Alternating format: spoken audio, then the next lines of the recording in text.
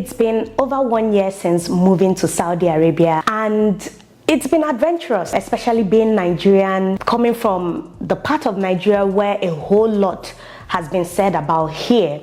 Me experiencing long distance marriage because of the fears of a whole lot that the media shared about Saudi. I feel like I spent a whole lot of time, effort and energy last year debunking a whole lot of stuff, showing what it means and what it feels like living here in Saudi Arabia as a black woman. I mean, don't get me wrong, there are some things obviously that are true, staying and living here in Saudi, which I will be delving into in this video. If you're planning or thinking of moving here, you may want to reconsider, you may want to check the list if it's something that you can or cannot deal with.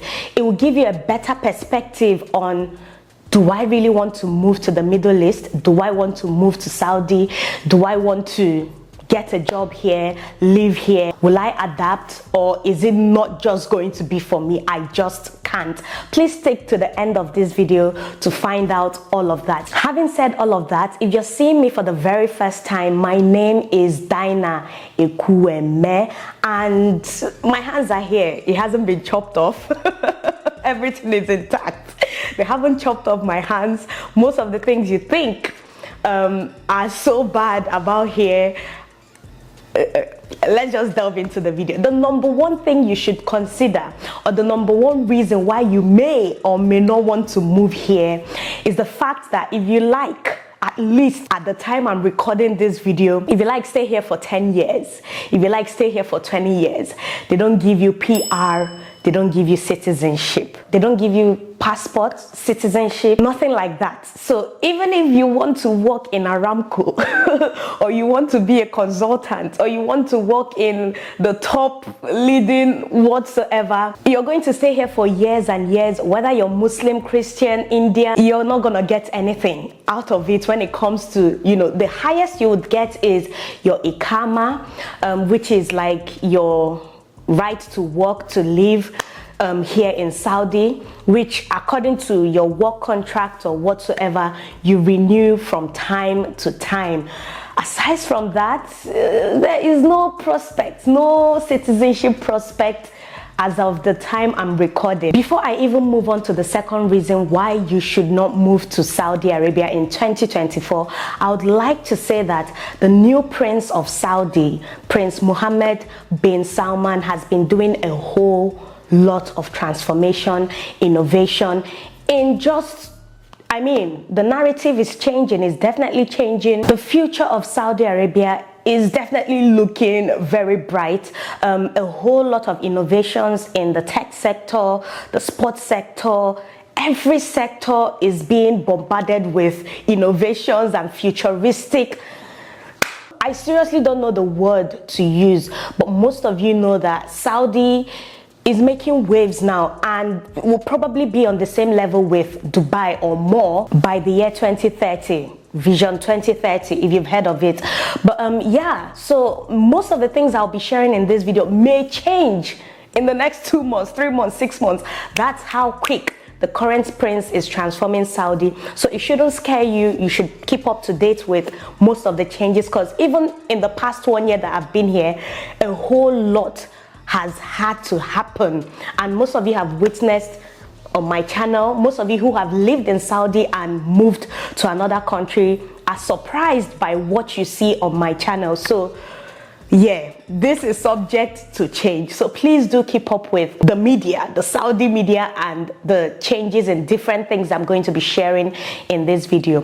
The second thing you should probably sit down and think about is, if you're the extrovert type and you love partying, clubbing, you know, your form of social life or social activities is clubbing, is drinking, is getting high on drugs, doing all of that, I'm sorry to break it to you that all of those things are illegal in Saudi Arabia. Obviously, in the capital city of Saudi Arabia, Riyadh, every year there is something called Riyadh season, where from I think October until March, they keep hosting events upon events. You see celebrities, different things, sporting, gaming, a whole lot.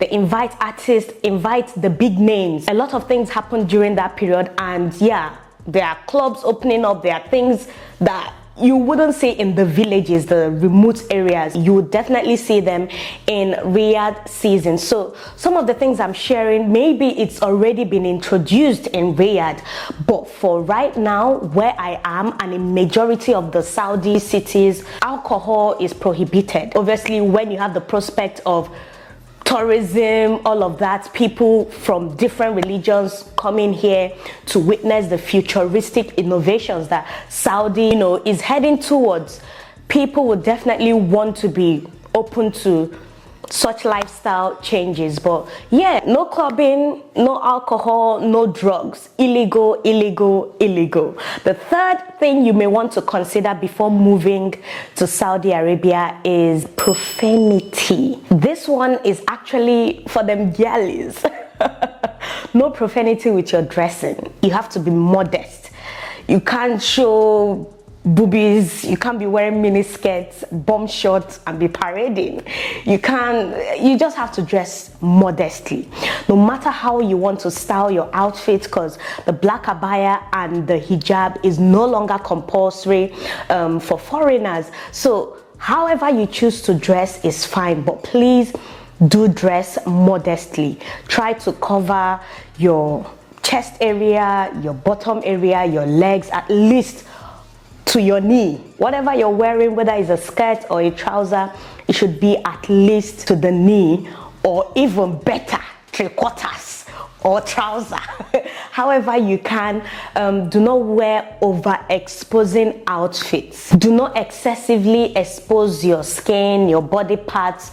As you may not know, or as you may know, Saudi Arabia is a very conservative society.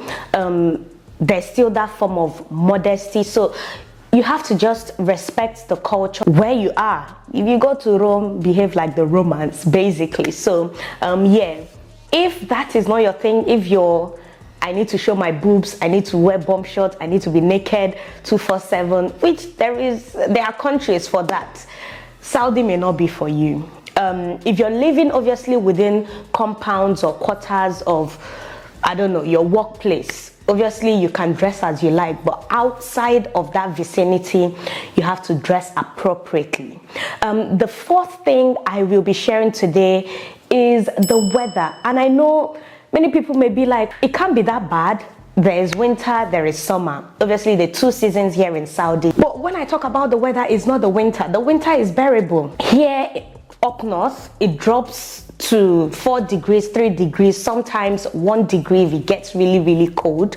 But during the summer, it can be unbearable. Even for me, who is coming from a hot country, it can go up to 46 degrees C, 50 degrees C. Some people in Riyadh, they say 56. Some people in other parts of Saudi say it can go up to 56 degrees C. I mean, the last summer that I experienced, I can't stay outside, especially July, August. I cannot stay outside for 10 minutes. I'll just feel like I'm inside oven. I'm seriously inside oven. It can be unbearable. Sometimes you turn on the ACs everywhere. When you're cooking, if you like open the window, it's worse because the heat from outside is coming in. It's crazy. It's crazy. And if you're not able to reason and say, okay, I don't think I can survive, I don't think I can do that, even with all the ACs, I don't think I can do it. I'm an outdoorsy person, I like to be outside. You may want to reconsider. People are living here, they've been living here for years and years and years. A lot of American expats are living here, a lot of British expats, they're all here and they've been living here. Most of them have been living here for well over 5 years. So yeah, there are Caucasians living here, that's all I can say. But that's one thing you need to think about before coming here. Public display of affection. Public display of affection is a no-no in Saudi Arabia. Like I mentioned, is a highly conservative society, so they don't want all that touchy, kissy, smoochy, all of that, grabbing the nyash in public. As a single person, It's even haram to do anything in public with someone whom you're not married to. Nah, you cannot be engaging in such activities. You get me? So yeah, PDA is a no-no. Take it to the hotel, take it to the room, take it to the yard. You get me? But yeah, this next one, it's been debatable on this channel for the past 1 year. But I believe with the research I've done so far that there are no official churches, no church, I don't want to say churches, no single church in Saudi Arabia that is officially recognized. Some people say, oh, they get together in halls and they are, I don't know, conference centers and whatnot. I asked severally on the YouTube channel, is there an official church that has been built? It's named Church of this, RCCG, Catholic Church, Anglican, standing, and is recognized? None. On Google, it says there are no churches here in Saudi. So as a Christian moving to Saudi, if you know you cannot deal with the fact that you can't get up every Sunday or every other day to go to a place of worship and pray, then it's something you have to think about and reconsider. If you feel like moving here would hinder your spirituality, then that should, I mean, if it's a major thing for you to go somewhere, fellowship with God, with other people, then Saudi Arabia may not be for you. For Gen Z Christians, I know most of you are adapted, you know, with online whatsoever. Many people don't even go to church. Even in Western economies, they just fellowship online with their phones, PCs, and all of that. They go live with pastors, reverends, and all that. Things are changing in our generation, but if you're still of that archaic or would I say traditional worshiper, Christian worshiper, that you need a physical church to go to, then Saudi may not be for you. Another point I will be sharing today is if you're unwilling to learn Arabic. Arabic is the official language here, but because of the influx of expats, professionals coming here from, you know, different parts of the world, obviously English is also widely spoken, but the local language here is Arabic. The local Saudi man or woman speaks Arabic, pure Arabic. Obviously the younger generation and, you know, most of those people who were around during the internet age, they can speak English fluently. I've met, even in the village where I am, a lot of young people, even older guys who are well-traveled and all of that, they speak English. But just know that if you're unwilling, if you cannot bear learning a second language, or you don't ever want to learn Arabic, then do not come to Saudi Arabia, because I mean, you would need it one way or the other. Even if in your workplace you only speak English, when you go to the local markets, when you interact with the taxi drivers, when you meet the locals, you have to learn to some degree basic Arabic. So yeah, that is one consideration you should also put in place. Number, I don't know if it's 8 or 9, I've said so much, but the next point is, for those of you, this is still kind of relating to extroverts, people who love social life, social activities, interacting with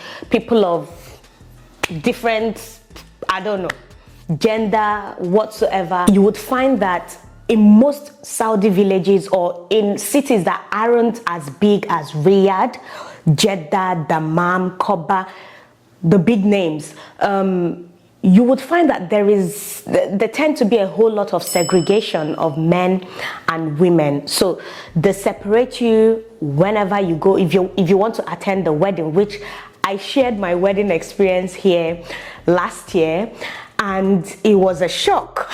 I went with my husband, but I didn't experience the wedding with my husband. I went to the women's area and my husband went to the men's area. If integrating is your thing, I mean integrating, when I say integrating, getting to know the locals, to be involved with, you know, just the culture and where you are, just to get a feel of what it feels like to live in Saudi, like proper live in Saudi, and not just, you know, expat life. But yeah, you would find that there is a whole lot of segregation with things like that, with parties. If you want to attend the party, if you want to attend the wedding, it's gonna be men, women. And you would also find in restaurants, you'd have family section and you have the single people section. So there is always that demarcation. I know this could be weird to a Westerner or someone who may like, what's the point of it? For me personally, I find it respectful. There is priority given for women. There is gym for women, swimming pool for women, things designated for women, which makes you feel safe as a woman. And I feel like this may not be every man's cup of tea, but I feel like as a woman, being a foreigner here, it makes me feel safe. I feel safe doing things, even in women's spaces, better than in public spaces. I didn't really understand it when I came newly, but with time, I've thought about scenarios outside of this Saudi Arabia where you're walking at night, you don't feel safe. Sometimes in my home country, I dare not go someplace at night because of the fear of unknown. But here, I can go to the gym at midnight, 2 a.m., 3 a.m., because I know it's a women's designated gym. I don't know if you guys are understanding. I feel safe, you know, not thinking about anything, just what I'm coming to do it and go home. I don't know if I'm making any sense, but yeah, the priority for women, for families, for children is top notch here. So that can be a problem, that can be an absolute blessing. So you choose. The second to last reason why you may not want to come here is because of the tap water. If you're a lover of tap water, you love drinking tap water, you can't deal with always buying bottled water, you know, before you can drink water, then this place may not be for you, because the tap water here is hard. You don't drink it. If you need to drink it, obviously you have to buy a filter that would filter all the minerals that obviously you don't need ingesting into your body. But yeah, people have ways of getting around it. You just need to do your research. If you just cannot deal with that process of spending money on filters, or just being worried that what you're drinking may not be safe, then this place may not be for you, because the whole of the Middle East, not just here, because I've asked on my channel, people living in Bahrain, in Qatar, in Dubai, they also testify that tap water is hard. The last but not the least reason that I will be sharing today is obviously do not move in here illegally. Don't try it. Don't try it. In fact, if you're not a lover of rules, respecting the laws of wherever you go to, if you're the type that you just want to live wild and free, break the rules, break the laws, they say don't steal, you want to go and steal, here is, you do that, you find out. I don't need to tell you, you'll find out, and you'll find out in a big way. So if you're the type that you are a bit reckless, you're just not a respecter of rules, avoid coming to Saudi. Avoid coming here. If you're the type that maybe, you know, in Europe you can go in illegally, find your way around, seek asylum, get your papers, you know, get your passport. People, it's a normal thing in Europe, in America, in most parts of the world. Here, you just don't try it. I'm begging you, I'm pleading with you, do not move here illegally. If you're coming here, make sure that you have the right to work, you have a reason for coming here. If you're coming as a tourist, do your tourism and go back. Don't try to overstay, because if they catch you.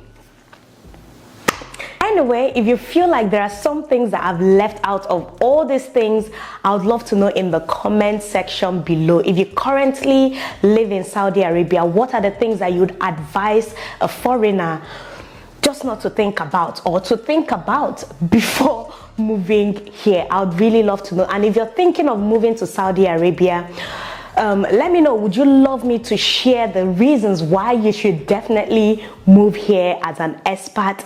I would love to know in the comment section below. If you found this video insightful and helpful, give it a massive thumbs up, subscribe down below, and hopefully I am going to see you guys in my next video. For now, bye bye.